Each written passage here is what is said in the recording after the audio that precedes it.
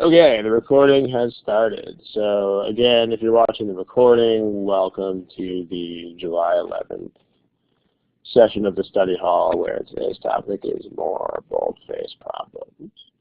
And all of the problems in today's session are from the official GMAT prep software, which is copyright GMAC. Those problems are free for distribution, unlike the official guide problems, which again are paid copyrighted material. So we can distribute the former but not the latter. Okay, so, and don't forget where the multiple choice answers are found. They are found underneath your name. So let's go ahead and get going with one of these. Let's try this one.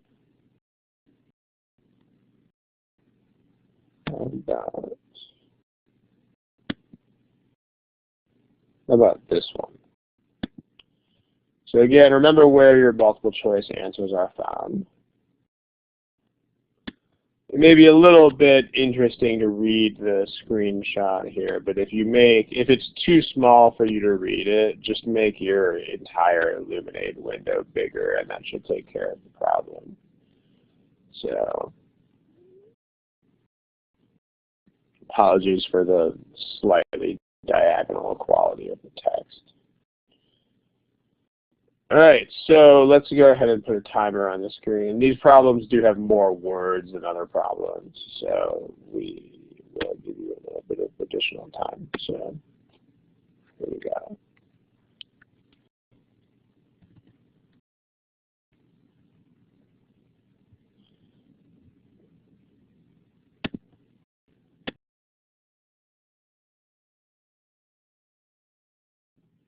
Okay, there's still a lot of people here who haven't picked an answer choice yet.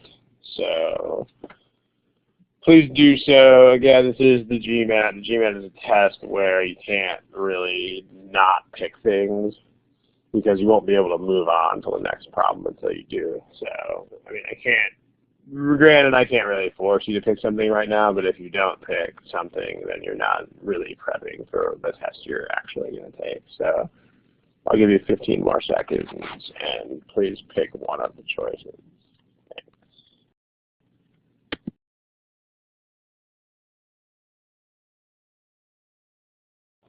Okay, so here are your class statistics for this problem. So overall, not really a strong majority for anything. It looks like the group seems to prefer choice C here, although choice C is not what the actual answer to this problem is. So you can have some learning going on here. It's always a good thing. But first, let's back up and talk about what is going on in these problems in general.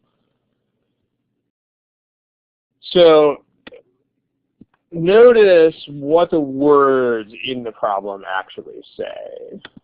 And this is the place you want to start, of course, and more generally when you're doing critical reasoning, don't forget that if you understand what the question is asking you, then you don't really have to do any of this classifying stuff. Like, you just have to answer the question that they give you. However, if you don't really understand totally what's going on with the question, then that's where sort of having a classification or having a general schema here could possibly help. But the first thing is, let's just look at the words and see what they say. So notice in all of these boldface questions, it's the two portions in boldface. Play the following roles. I mean, right now all we're doing is reading the question, but that's kind of a big deal because a lot of people are not really going about this the right way. So let's talk about what is going on with this kind of task here in the first place. So what are you actually supposed to do? What do you do in boldface problems? So let me give you a much simpler example of what's going on here. Let's say someone says to me, Ron, your fly is down.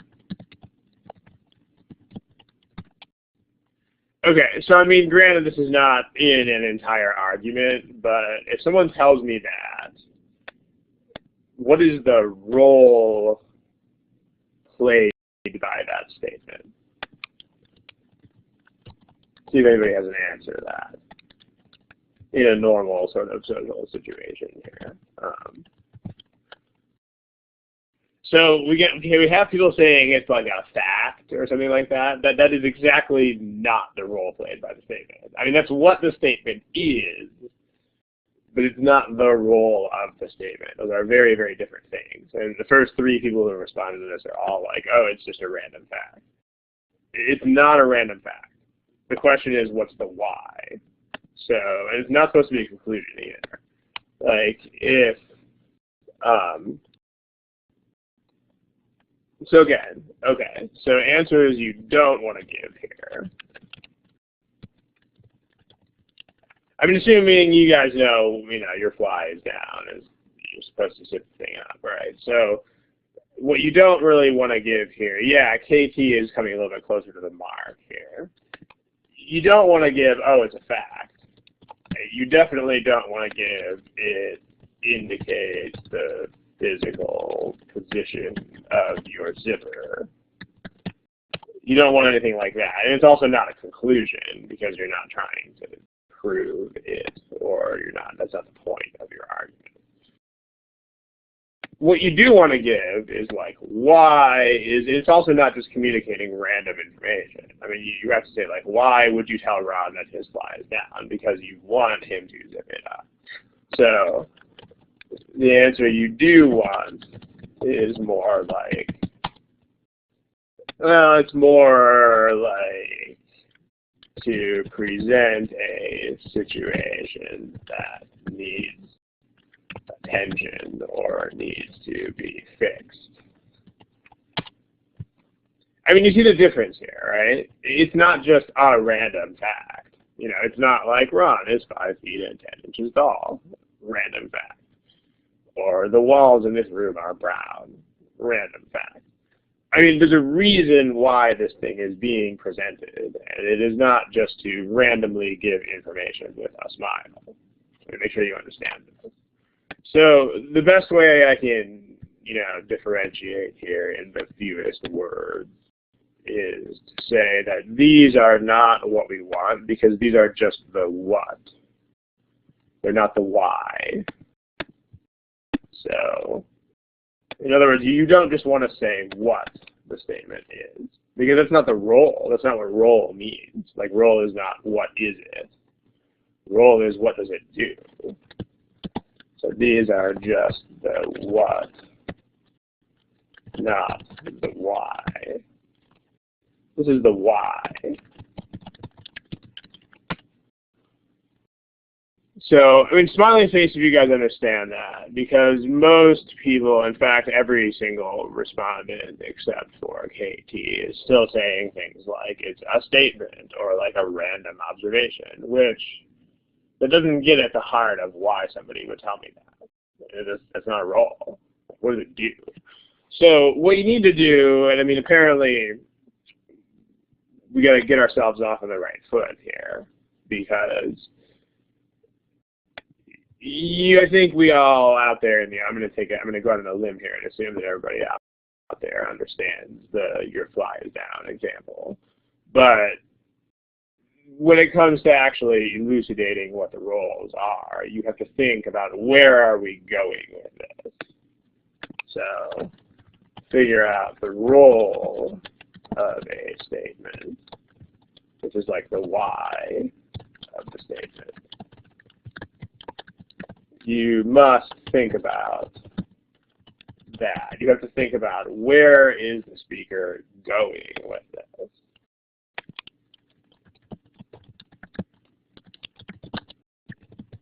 Why? Why is the speaker telling me this? And perhaps the most useful piece of information, or it's not information, perhaps the most useful thing you can do to help you with this is, it's going to sound a little bit weird, but the strongest piece of machinery that you've got going for you here, in my experience, is to give the speaker a name. That might sound even stupid. That might sound like something that's not going to accomplish much. But let's talk about that difference.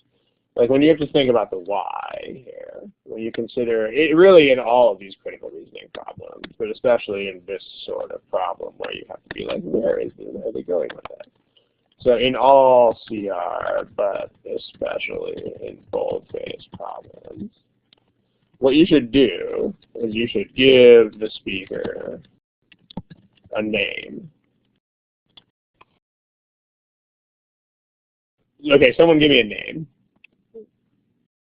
Reasonably, like, culturally neutral name. Okay, Tom. Let's take Tom. You Ryan next time. Sure. Just think of the difference between these things. It's weird how big the difference is in human perception here, but it's a big, big difference. If you say, the argument says, Ron flies down.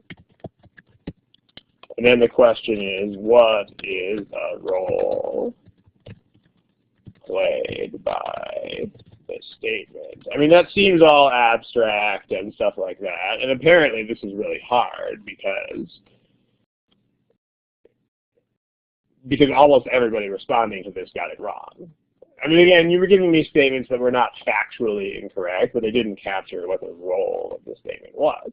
On the other hand, if we just make this into a conversational type of situation, Tom says, Ron flies down.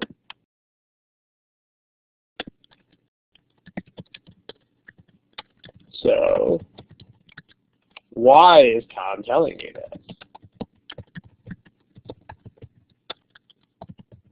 I mean, just ponder that for a moment, because if you think about the second of these questions here, it should become really obvious, very surprisingly much so. It should become very surprisingly obvious that things like, oh, it's a statement, or it is a fact, or it is the physical position of your zipper. I mean, those are very clearly not true, because those are not the reason that somebody named Tom would tell me this. Like, if someone is telling me this, it's because they want to let me know there is a problem. There is a situation, Ron, that you need to like fix here. And I mean, what's going on here? There's a certain amount of psychology behind this that you've got to understand. But basically, you know, there's this cliche saying out there that man is a social animal and all that. But it's really a thing. I mean, our brains are much, much better equipped to apprehend and understand information in a conversation. So if we just make these things into dialogues with imaginary speakers in our heads, we're going to be a lot better off than if we don't. So in summary, basically you should find this much easier to think about. Even though it's effectively the same. I mean, you know, the argument is just Tom, and what is the role is the same thing as why. But this is weirdly abstract, and you don't do this in the real world. You don't have, like, what is the role of this statement? You have this. Why? Why do I care? Why are you telling me that? So the challenge, of course, is to take that same sort of instinct and bring it to this game of GMAT boldface problem. So let me take this to the next page. Okay, you should see the same picture up there in a sec. So here are some general hints. And what we're going to do here is we're going to black out. We're actually going to get rid of the answer choices for a second, and we'll talk about why. So let's do that. So I should go ahead and get rid of the answer choices. All right, there we go. So two things you should do when you have on a boldface problem. The first thing you should do is make it a conversation or name the speaker. I mean, you should always do this, but I mean, including on other types of critical reasoning too. I mean, you should actually do that with every critical reasoning problem. But the other thing you should try doing is what we're doing here, which is to sort of temporarily obliterate the answer choices. And I mean, the answer choices are going to show up there on the screen. I mean, you will, I mean, so this may amount to physically putting a hand up in front of them, if that should be necessary. Why would you want to do that? So what are you guys' thoughts on that? Well, what's up with ignore the answer choices? First of all, why can you do that? And second of all, why would you want to? Those are not necessarily the same question.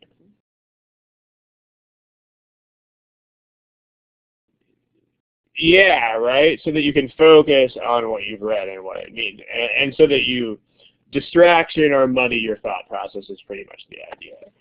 So first of all, let's talk about the why can you do this in the first place. The reason you can is because the role played by a statement is really not more than one thing.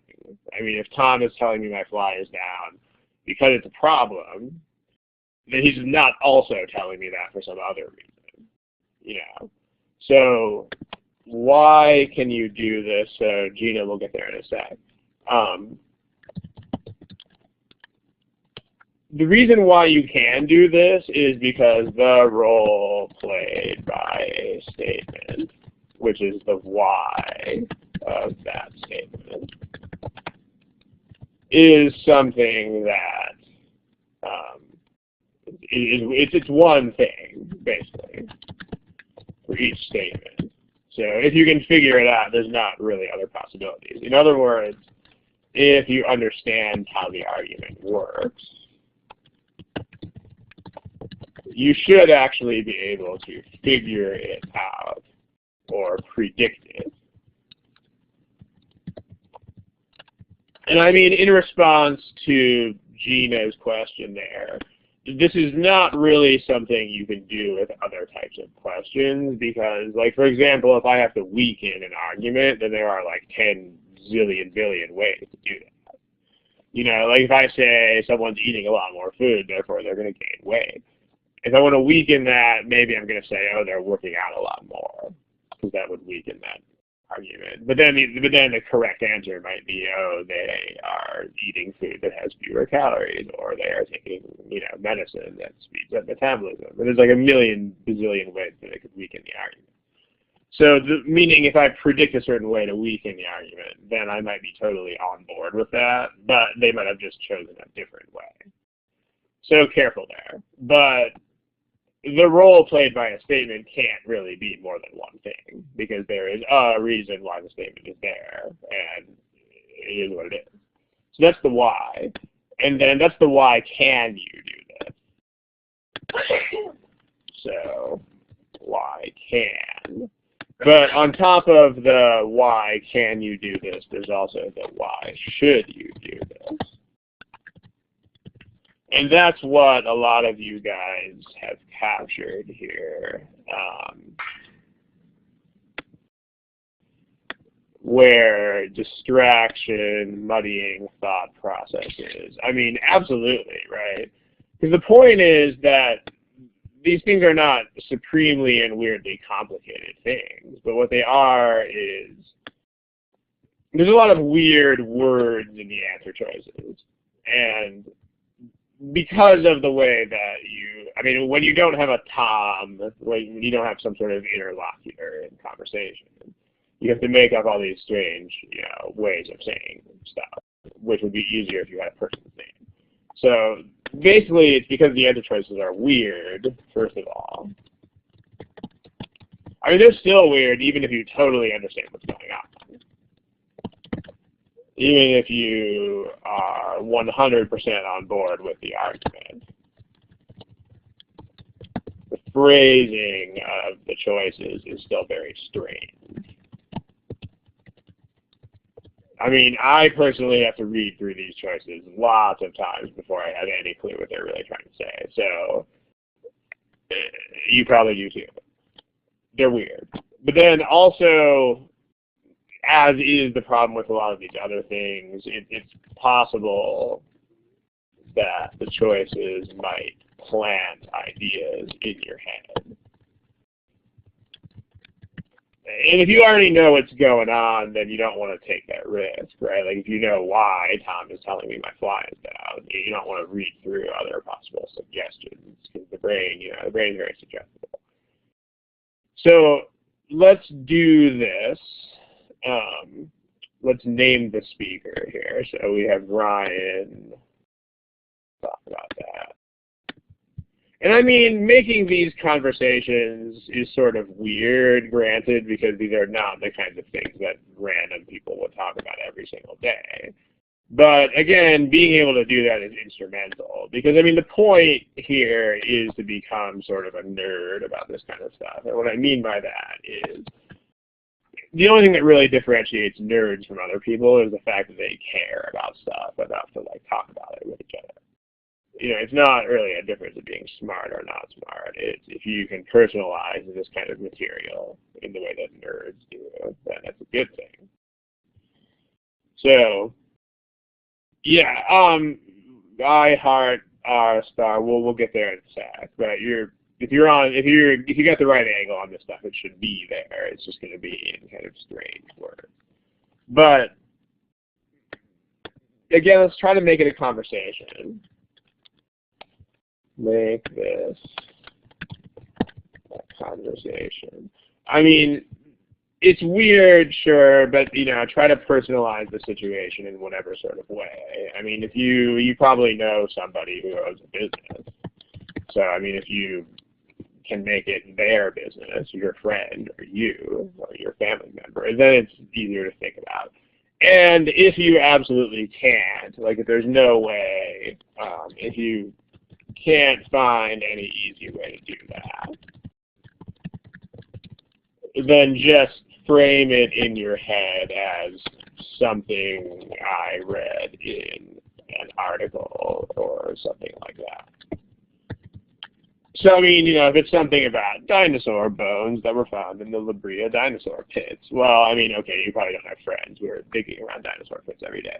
So fine, but you can still make that something like, I read this, or I saw this on the Discovery Channel, or I saw this somewhere, I read this somewhere. It's a thing that I was thinking about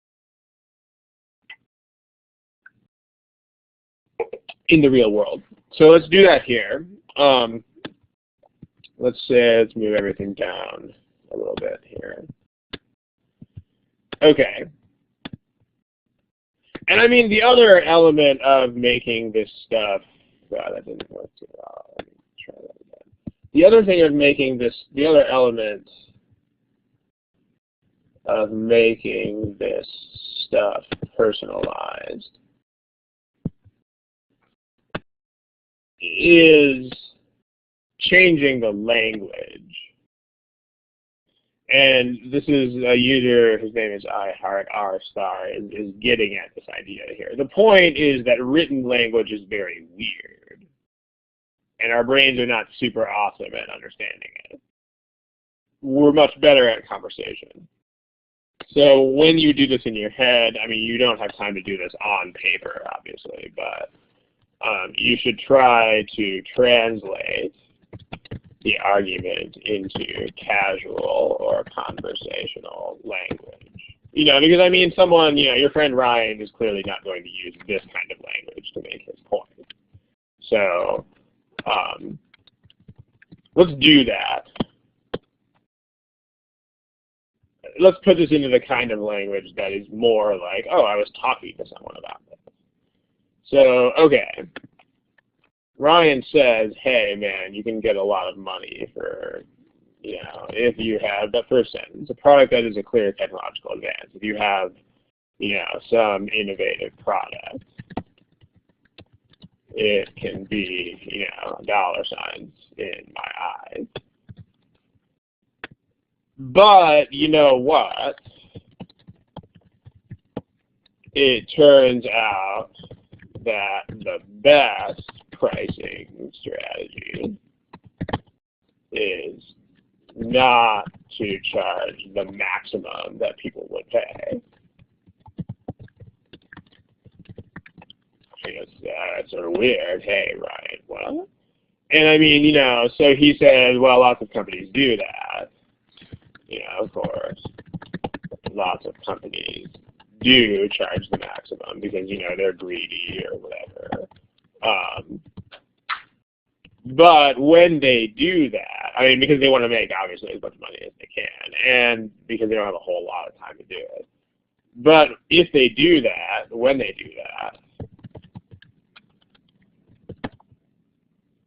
other people get into the market faster. Like, other companies basically sit up and take notice.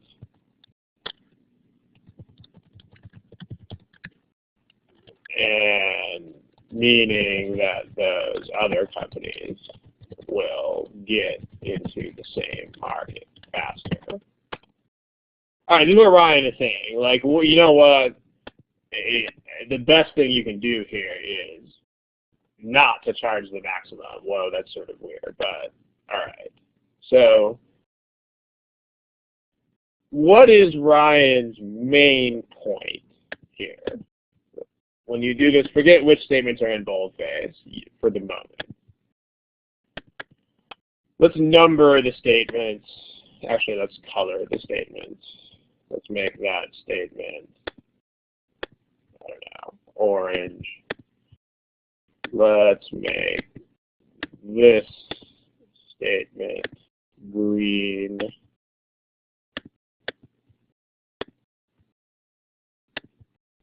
And then let's make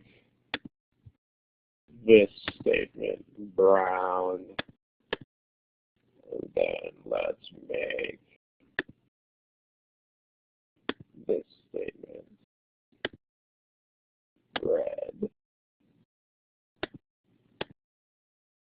And then the last few words of the brown thing are supposed to be red, so let me fix that too. So when they do that, other companies, blah, blah, blah, blah. Okay. Yeah. All right, so what's Ryan's main point here in the chat box? Is it the green, the orange, the brown, or the red? On the market longer. Yeah, KT, you're kind of taking this and running out of the ballpark with it. You're not wrong there, but you're kind of taking the next step. The one thing here that is unlike normal people arguments is that all of the main points will be explicitly in there somewhere. I mean, that might not sound like much, but in real life, people don't always explicitly state their points. I mean, if someone says, "Ron, your fly is down," they're probably not going to go ahead and say, "So, by the way, you should zip that up, buddy." They're probably just going to say, "Ron, your fly is down," and expect me to understand why they would be telling me that. But here, in these arguments, the main point of the argument will always be explicitly in there somewhere. With the only exception to that being that there are some problems where they say, like, where could they be going with this? But those are not boldface problems. So the green is the main point, right? So it doesn't look like the crowd here had too much trouble figuring that out. But the green is the main point. It's the tactic that Ryan is arguing for.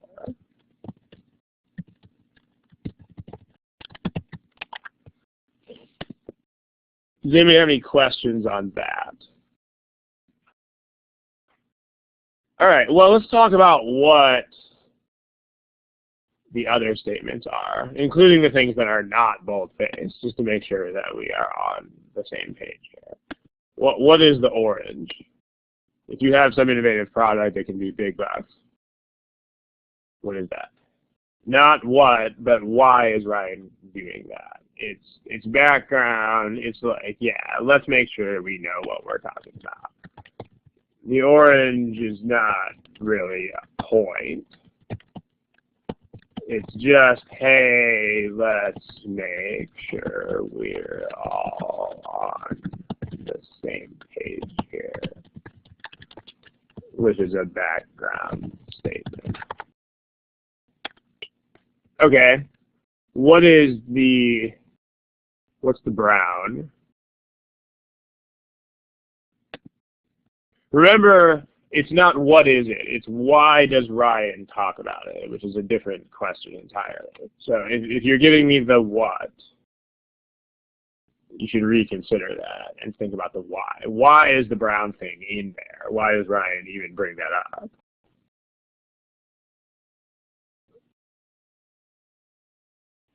Chat box. Exception. It's a tendency, but that doesn't answer the question of why. Why is Ryan talking about it? I mean, again, these things are not objectively wrong, but they don't get at the real point here. General practice to make most profit, except for it doesn't, according to Ryan. So KT, you're getting warmer here, but you're still missing the essence of the brown thing. It goes, yeah, NJ is starting to get at this here. It doesn't really go against conventional wisdom. In fact, conventional wisdom would probably be the brown thing. But what it does go against is the point made by Ryan, right? So he mentions it because he is saying it is the wrong strategy. The brown is there because it is specifically something that Ryan is saying. It is something that Ryan says, according to Ryan, is the wrong strategy. I mean, that's why it is there. It's there because he thinks you should not do it. Does everybody understand that? It's not just because like some of you guys are sort of stating again facts that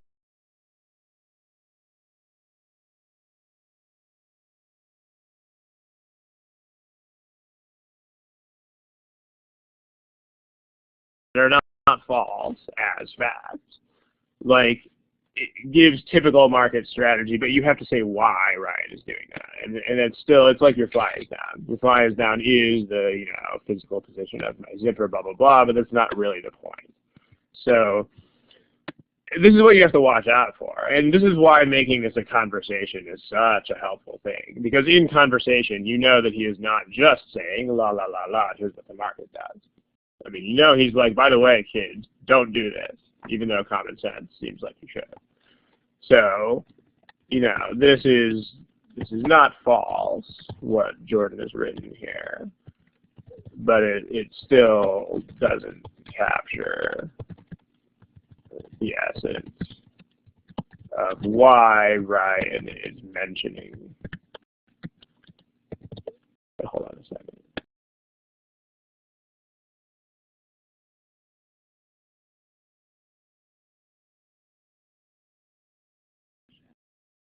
Can you guys hear me now? Chat box, let me know if you can hear me. All right, I have no idea what happened there. Yay for first world internet service. Okay, so the last thing that I said, let me just recap the main point about the brown thing, which is that, I mean, again, there are things like what Jordan said here. I mean, okay, again, this is not false. I mean, is this the main market strategy? Absolutely, yes, it is. Is this why Ryan is bringing it up? No, it is not. I mean, Ryan is specifically saying, kids, don't do this. This is not what you should do. This is the wrong strategy. So be aware of that. Okay, and then what is the red part? What's the red? Yeah, right? The red is the reason why you should not do the brown thing. I mean, be careful with being super vague here. I mean, again, this is why this is a conversation. Again, really people make it a conversation.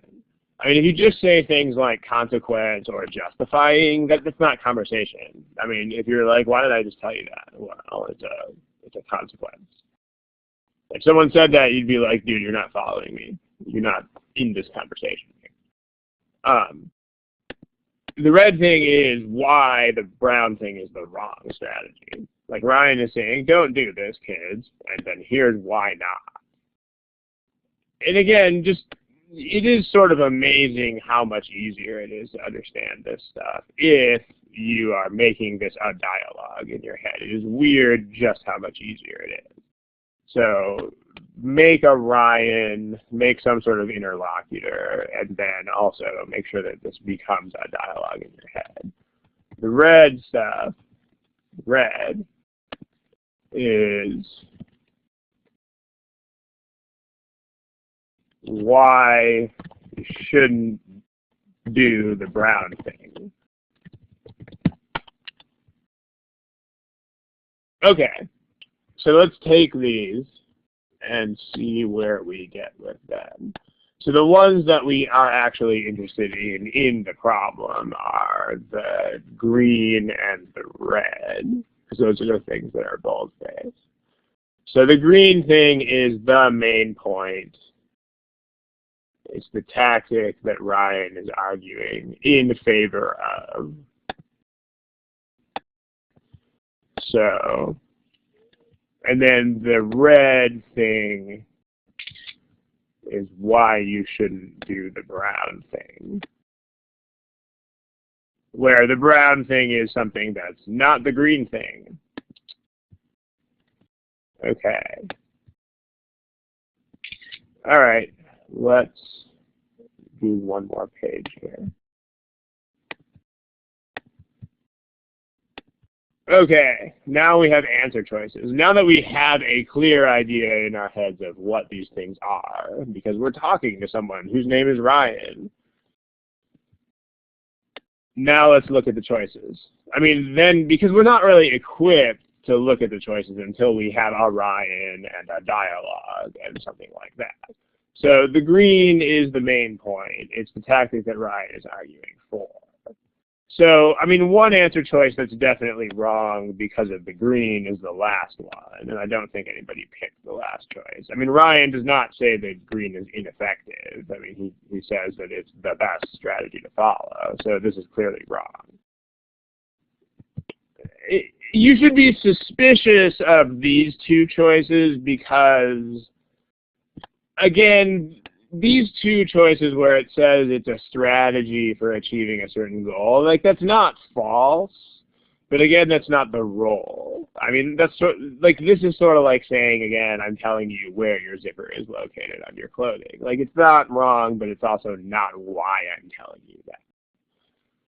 So be sort of suspicious of that. I mean, the best answer here is it's actually what Ryan is saying that you should do, which is it's the position advocated in the argument.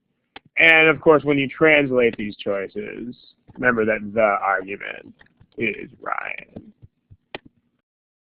So the challenge with the answer choices is you have to take your real world normal person understanding, conversational understanding, and translate it back into weird terminology that is divorced from conversation. Okay, well, what's the other one? Well, the other one is why you shouldn't do something else. Why you shouldn't do the brown thing. So if we look at these choices that are still here, let's look at them in reverse order. This is the opposite of the truth, right? Like, the second is actually specifically the reason why you should not prefer a different goal. KT, could you say CD is easy sentence? Not sure what you're asking there. Maybe you could rephrase that for me. But yeah, preferring a different goal, that is the exact opposite of what's going on. Actually, it's the reason to reject,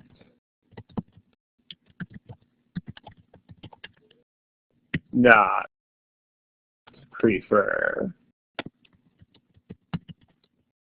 Also, the other word that's not okay here is goal. It's not a different goal. Like, everybody has the same goal.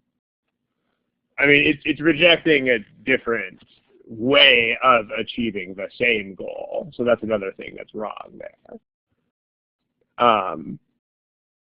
So, not that. This one, the problem with C here is, again, it's not that strategy. I mean, or make sure you notice the words like that and this and stuff like that. I mean, that would mean the one we were just talking about. It's not a drawback to the green thing.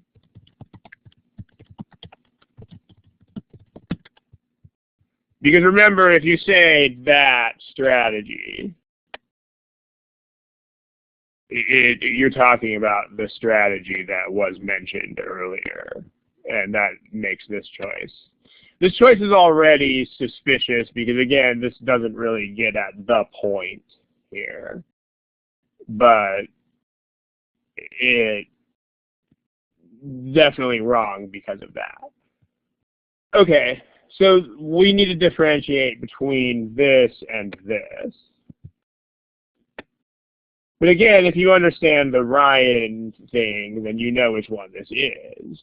The question is it the other strategy that Ryan is saying is wrong, or is it the reason why it's wrong? Well, we discussed, you know, the alternative position is not that statement. The alternative position is the one before it. Like, the actual alternative position would be, I think we're using green already, so let's make that hot pink. Okay. The alternative position would actually be this right here. It would be, that's the alternative position. Because that's the thing that Ryan is not. Ryan's saying you shouldn't do that. But the grounds for why not, in other words, the reason why Ryan says don't do this, this is the reason why not. So the answer we want is the first choice here. Ryan's saying, hey kids, don't do this, here's why not. Alternative position that the argument rejects is weirdo language for here is what Ryan is saying not to do. That's the purple part. Here's why Ryan is saying don't do that. That's the brown part. So this is the choice that we want.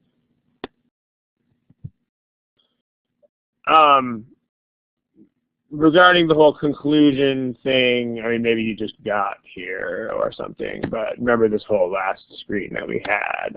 This is the entire thing. The green is but you don't just want to do that. You don't want to be like, oh, what is the conclusion? You want to aim for a deeper understanding of that. And I mean, in conversation, you will totally have a deeper understanding. It's more than just here is a conclusion.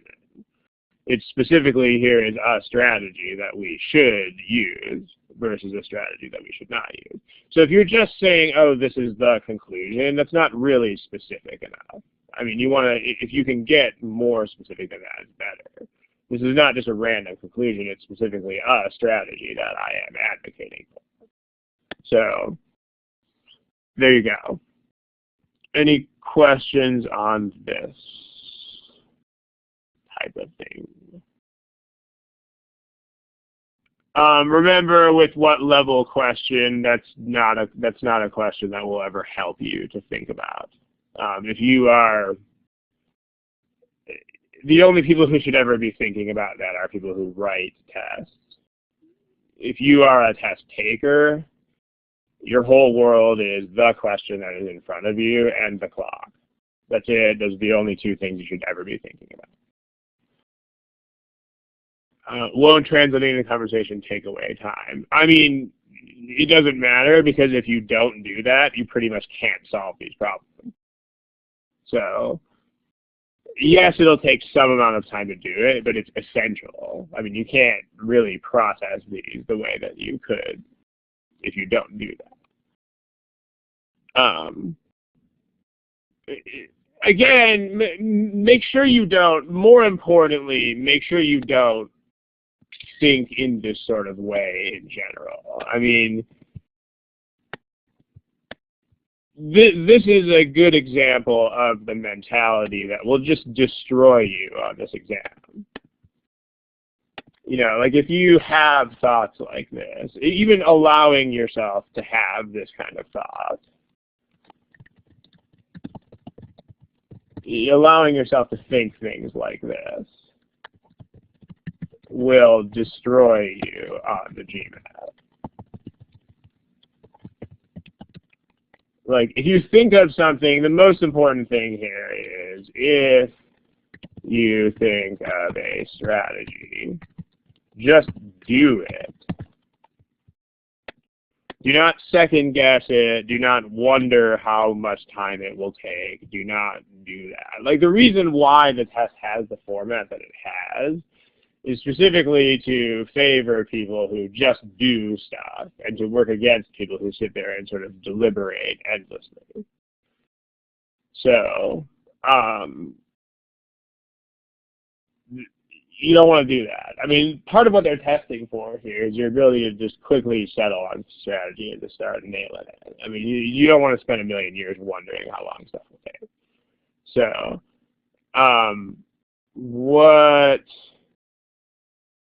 I mean, Abhishek, if you tell me what that strategy is, then I could certainly address it, but you're not telling me what that is.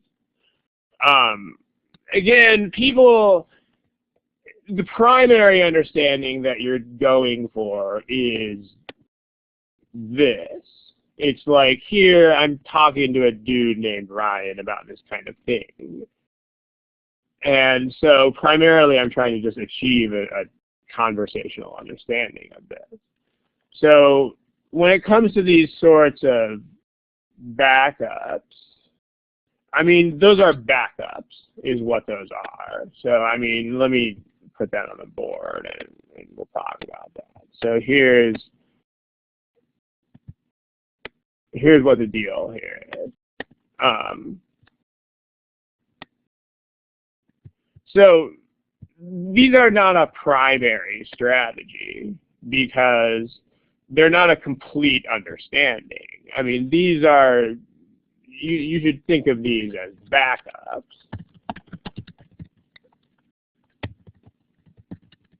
In case you don't achieve a full, like, conversation style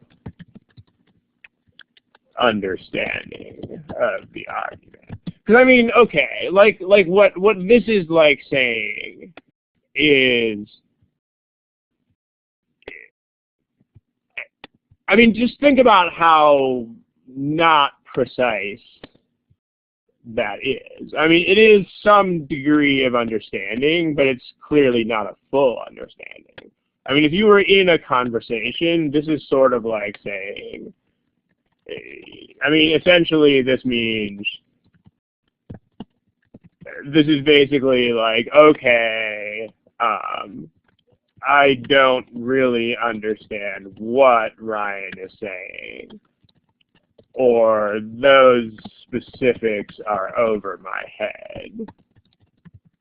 But at least I know that he's giving one of his reasons. Or at least I know he's arguing against that.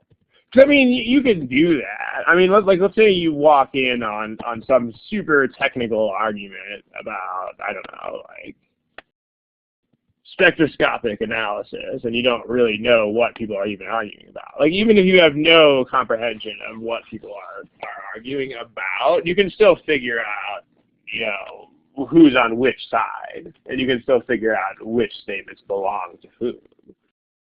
You know, like even if Ryan is arguing about some complete technical nonsense, I can still at least figure out whether he is on board with any particular statement or not. So that's a backup. I mean, it's not a complete understanding, but if you don't get a complete understanding, then it's one of those, well, at least you could figure out whose side this is on kind of thing. So all of those things are backups in that sort of way. So, and then there's this. We'll move on to another problem here in a second, but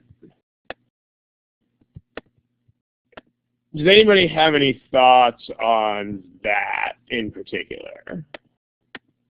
That thingamajigger. Max 2 minutes. There you go. You should listen to our friend Vidita here.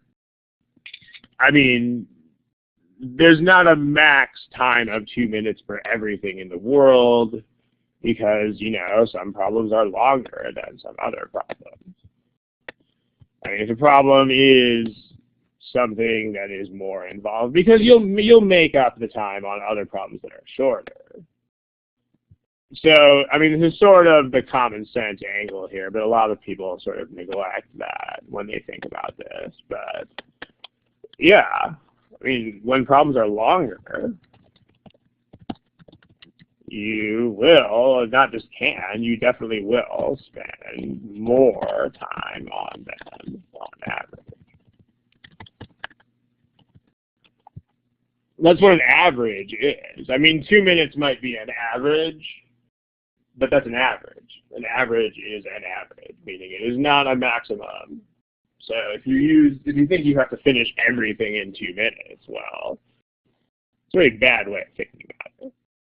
So, and I mean, yeah, and Sean Kamala, right, there's my, hey, the painting houses analogy that I used last time, sweet. Yeah, like while you are reading, this should be happening anyway. Because that's the other comment. That's actually a very good and insightful thing. Let me move this other stuff up. Right? Because, I mean, this is actually what should be happening as you are reading these things anyway. Is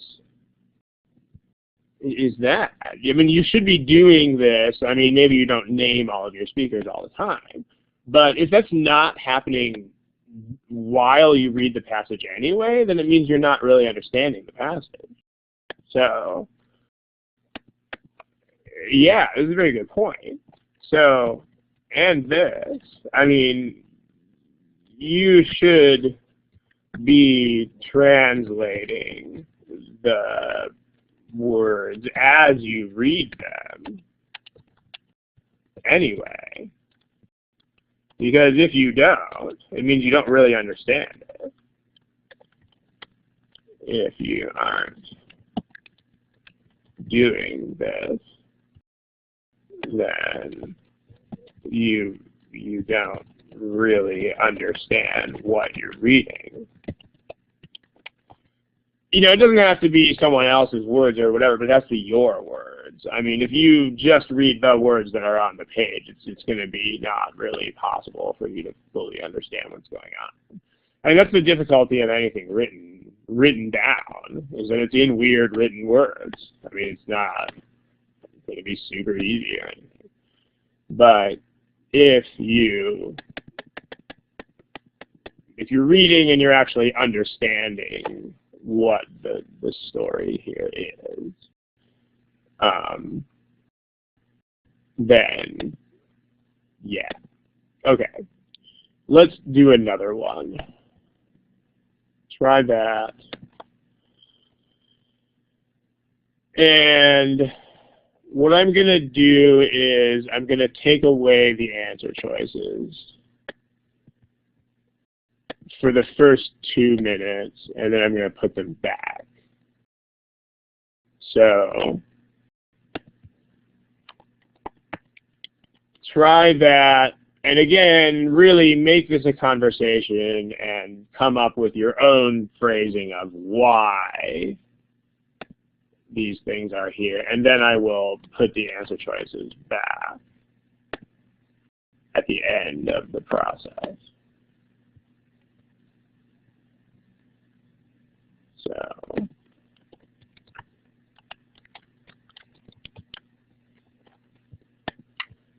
give that a shot. And I'm going to go ahead and give you the choices. There's the choices. Don't forget where the answer choices are found. They are here.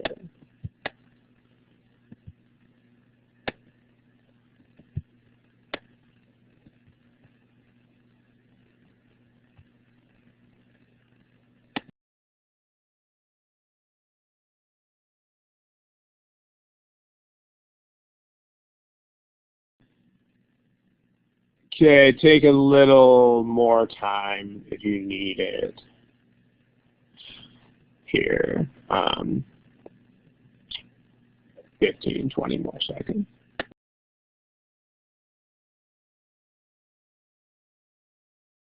All right, again, if you're one of the few people here who doesn't have an answer choice yet, just go ahead and pick one. And then we'll talk about this. So you guys did a lot better on this one, which presumably means that this works when you think of it as like a human conversation. So hey man, how about that?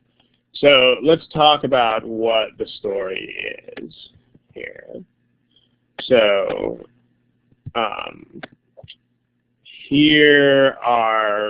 so let's give the speaker a name here. How about a female name this time? Anybody? A name? How about, yeah, all right, let's go with Jessica. All right, Jessica says.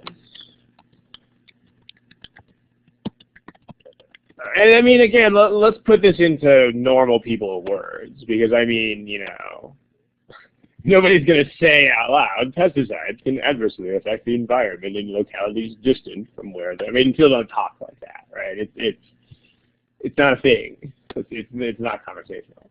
So Jessica says, all right, let's color each statement differently. So she says, yeah, okay, I know that these chemicals can screw up the environment far away from where they're actually used. But still, the regulations or the laws or whatever about this kind of stuff, but still the regulations or laws should be something that we keep local.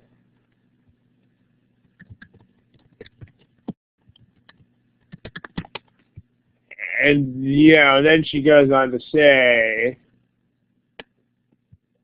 those places, even though they have effect in places that are far away, the worst of the worst in terms of the chemicals effects is, you know, right there in the same location. Like, in other words, that effects far away may exist, but they're simply not as bad. And then she also says, you know, blah, blah, blah. It also depends on specific things like water supply and weather and stuff like that. There's also a whole host of other locally specific things that affect the issue too, like weather and like land topography, etc., soil, etc. And I mean, and the point is the feds aren't going to know this stuff. The feds or the national government clearly won't know as much as the local government about these things. All right, that's what she's saying. She's saying, all right, so what is this? So let's talk about what all of these are, and then we'll talk about the ones that are in boldface. So first of all, what is her point? I mean, the first thing you should always figure out here is what point is the person in front of me trying to make? And that's the single thing that making this a conversation will make it shockingly easier to do.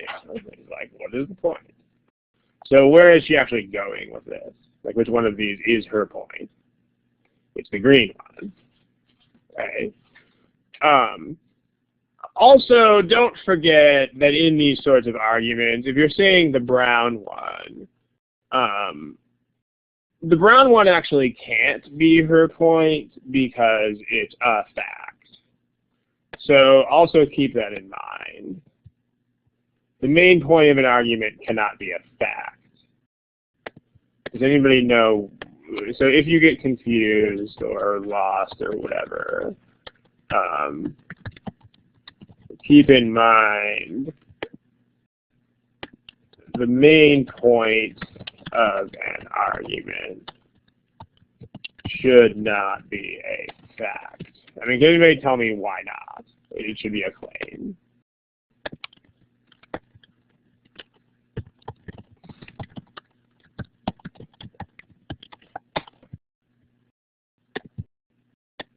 Why should it not? Yeah, an opinion or a claim or whatever, but like why? Why should it not be factual? That is so, Sean Kamalo, that is what you do with facts, but that doesn't really directly address the question here, which is why should the main point itself not be a fact? Yeah, it's what Ryan said, right? If it's already a fact, you don't need an argument. That is exactly the point. So facts are facts. Like, they don't need arguments to support that. Like, if I say Ron is 5'10", well, that's a fact. I don't need to justify that with reasoning. You know, I don't need to be like blah blah blah blah blah blah blah. Therefore, Ron is 5'10". No, that's not really how these things work. I mean, so you know, the brown thing is not the point because you would not need an argument. I mean, you could just say this. By the way, kids, the worst effects of these chemicals are right there where they release them. Fact. Period. So you don't need reasons for the brown thing because the brown thing is fact. So yeah, but it's the green thing, and if you were talking to Jessica about this, you would presumably understand that the green thing is her point, right? This is what Jessica thinks. This is what Jessica advocates. Okay, now let's talk about what the other statements are doing. What is the purple thing?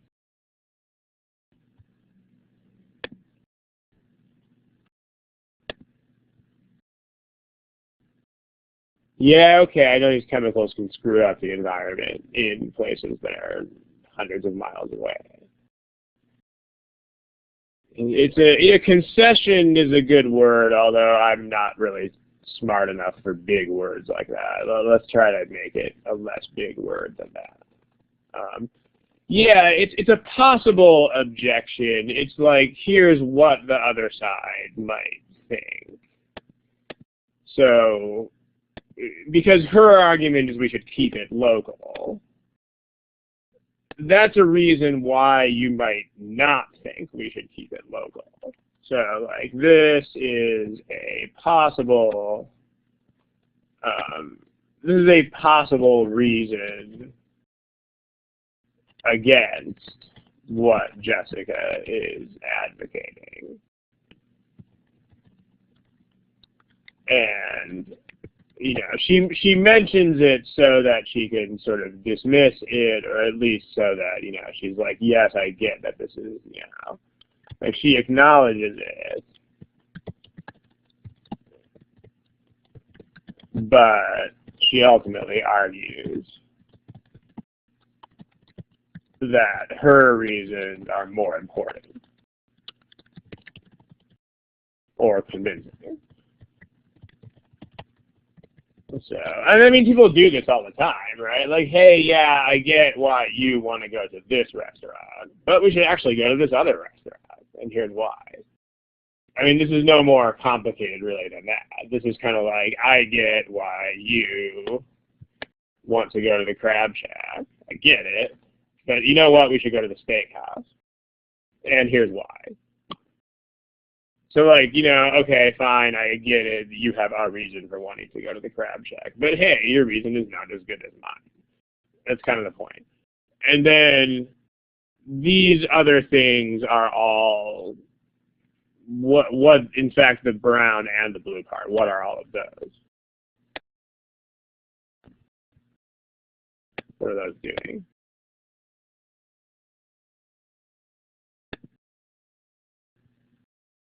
These are her reasons for thinking what she thinks. Like, these are Jessica's reasons for her point. This is why she thinks we should keep these things local. All right. So let's talk about that in terms of answer choices. So here is, I think I might be able to, now let's go to the next page with that. And then we'll compare against the choices. The point being that you should have something in your head before you start going through the choices. So here's a new page. There's the question with answer choices. And here is our analysis from the previous page. Okay, so what we're actually interested in at this point is this one and then this one. So as far as the red box is concerned, the first one is not a support for the conclusion because it is the opposite point. So definitely not that. The first states Jessica's conclusion, well, hardly. I mean, it's actually a concession to the other side. Grounds for a potential objection, that is absolutely what that is. Here's why the other people might think what they do think. And then support for the conclusion, well, no, because it doesn't. So, okay. And then her reason, I mean, the only difference here between C and D is that C says it is her conclusion and D says it's just one of her reasons. And I mean, see, because the thing is, if you're just climbing through these choices without a pre-existing understanding, then that difference looks like, oh my gosh, it's such a small thing. But it's totally not a small thing. I mean, this is a ginormously huge difference. I mean, one of them is, here is the point, and the other one is, oh, well, this is like our reason for it. They're very different things. So the one that's actually correct is the one that just says it's one of her reasons for thinking what she thinks, which is this one. So how about that? If you have any questions, please go ahead and throw them at me. Let's see, some people are typing, so. Do you recommend we write the translations? I mean, not really, because that's where it would take like a lot of time to do it. Although what the best answer I can give you to that is that you should experiment and find out. I mean, I'm a little bit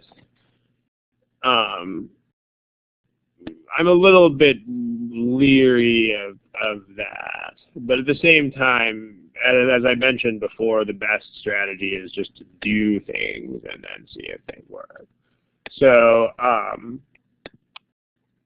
that's the best response I can give you. That is the measured response of try it and see how it works out for you. If you're a very slow hand writer, then of course that's probably a bad idea.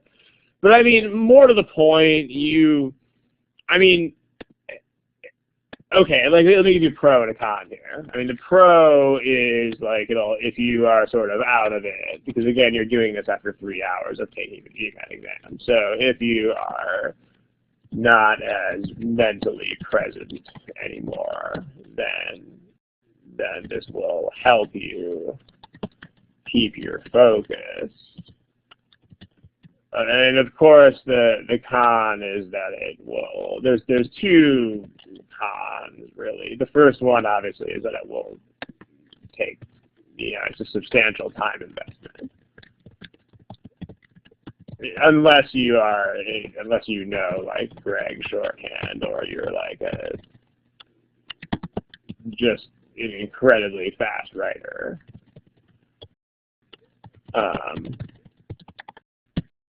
Also, the other thing that it's not really a con, but it's more of a mentality thing than like here's a test taking strategy thing. I mean, this should be what you do inside your own mind whenever you read anything anyway.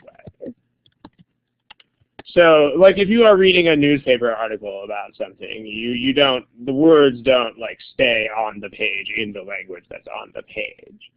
I mean, it's not how people operate, right? You read it and your mind just takes it and conceptualizes it.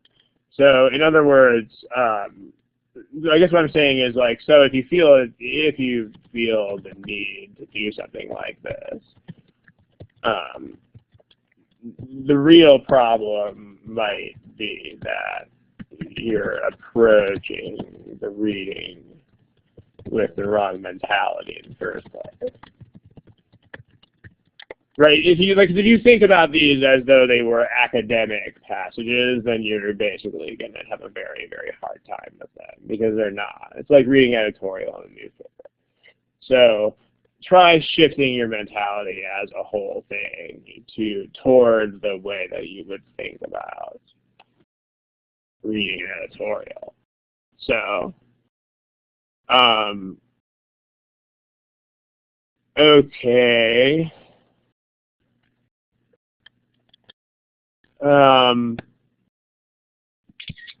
Let's see here. I don't know what, I guess if this refers to choice D, I don't know why you would want to use shorthand for choice D and not for another choice, but, okay, maybe you could, okay, please type the word the out. It takes like an extra quarter of a second.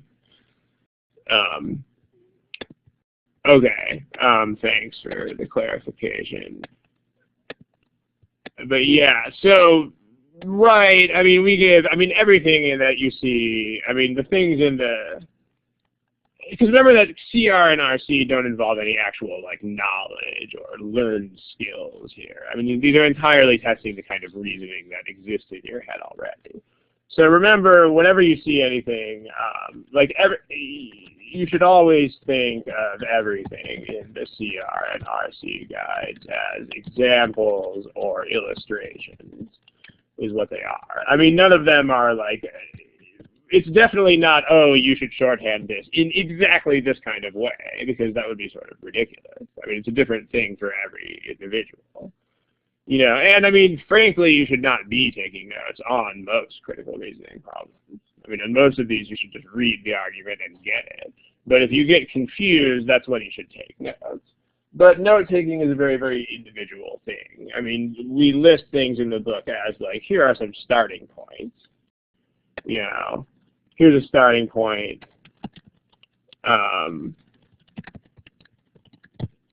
Or something you can try. So then try it, and then, keep what works for you, and throw out what doesn't.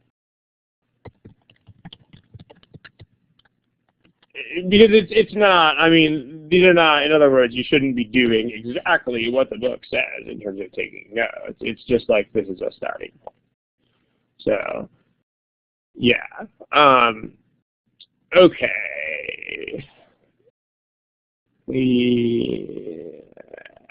Okay. Anything else about this last question?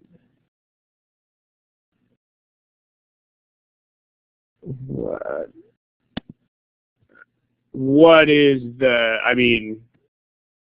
Abhishek, that doesn't so much make, that doesn't look like obsession as much as it looks like you weren't here for this slide.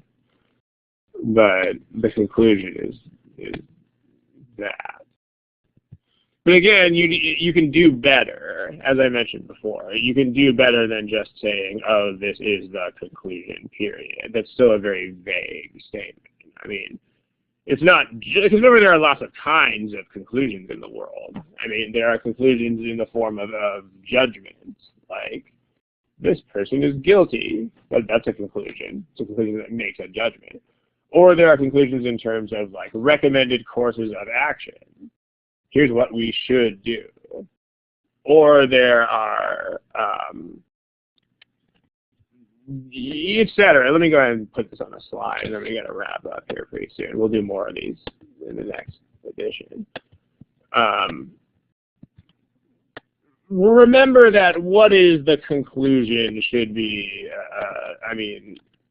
ideally you should aim for something more specific than just the conclusion, because there are so many different types of conclusions out there in the world. The same thing with main point. There's like 100 bazillion million types of main points. Like this is the course of action that Tom recommends. That's one type of conclusion. Or a judgment that Sarah advances.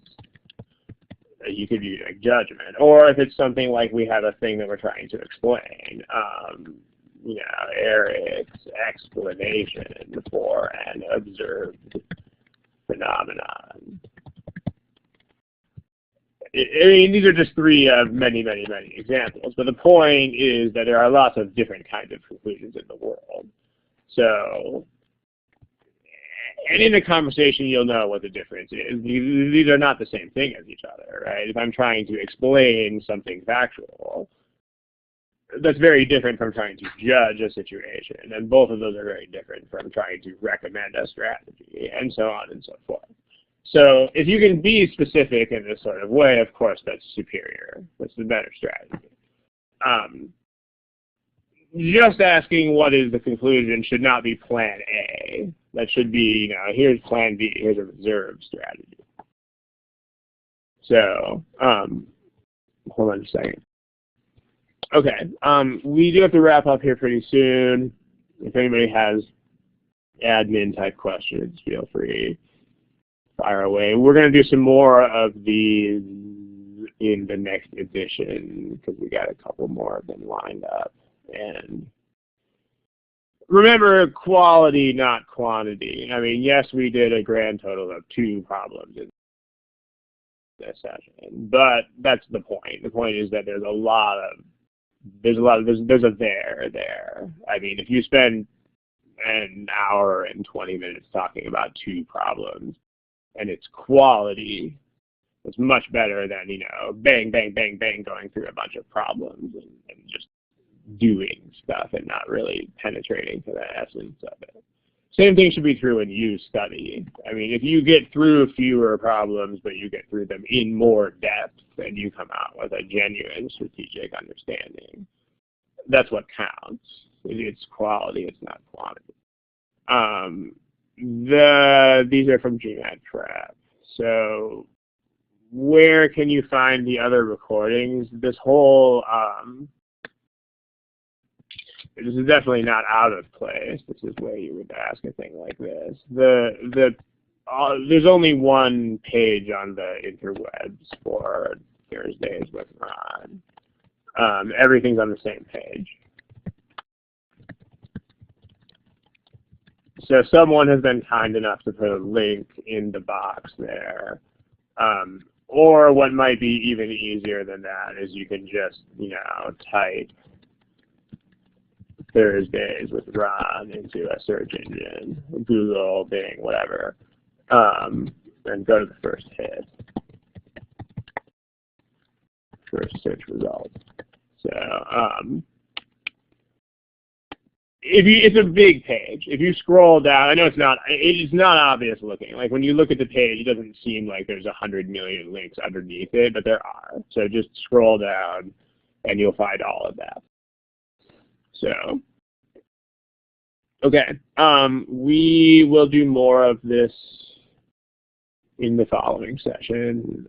Have a great couple of weeks and good night.